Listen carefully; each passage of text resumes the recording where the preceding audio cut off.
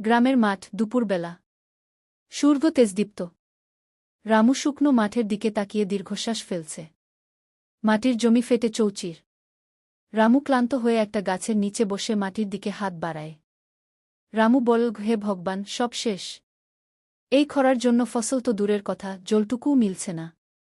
রাহুলকে এবার কি খেতে দেব? রামুর মাটির ঘর। সন্ধ্যাবেলা। রাহুল তার পড়ার টেবিলে বসে আছে। তার সামনে বই খোলা, কিন্তু সে ক্ষুধার্ত।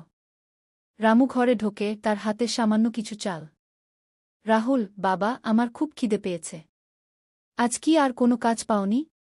রামু রাহুলের মাথায় হাত বুলিয়ে কষ্ট চেপে, পাগল ছেলে, আজ একটু জল কম হয়েছে, তাই ফসল উঠতে দেরি হচ্ছে। মা তো আছেই, কালই সব ঠিক হয়ে যাবে গু।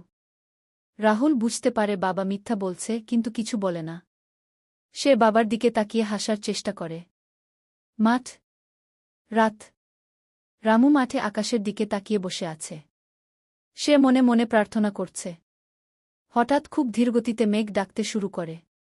আকাশ অন্ধকার হয়ে যায়। টিপটিপ করে বৃষ্টি পড়তে শুরু করে। রামু চোখে জল, হাত জোর করে, তুমি আমার ডাক শুনেছ। তুমি আমার মাটির সোনার দাম দিচ্ছ। রামু আনন্দের আতিশয্যে বৃষ্টিতে ভিজতে থাকে। শুকনো মাটি জল শুষে নিচ্ছে। মাঠ। সকাল, পরের দিন। কয়েক মাস পর। মাঠ এখন সবুজ ফসল দিয়ে ভরে গেছে। রামু এবং রাহুল হাসি মুখে ফসল কাটছে। রামু, দেখলি রাহুল, মাটি কখনো কাউকে খালি হাতে ফেরায় না। শুধু একটু ধৈর্য আর ভালোবাসা দরকার। রাহুল ফসল নিয়ে খুশি মনে দৌড়াচ্ছে। ক্যামেরা আকাশের দিকে যায়। কৃষককে সম্মান করুন, অন্ন অপচয় করবেন না।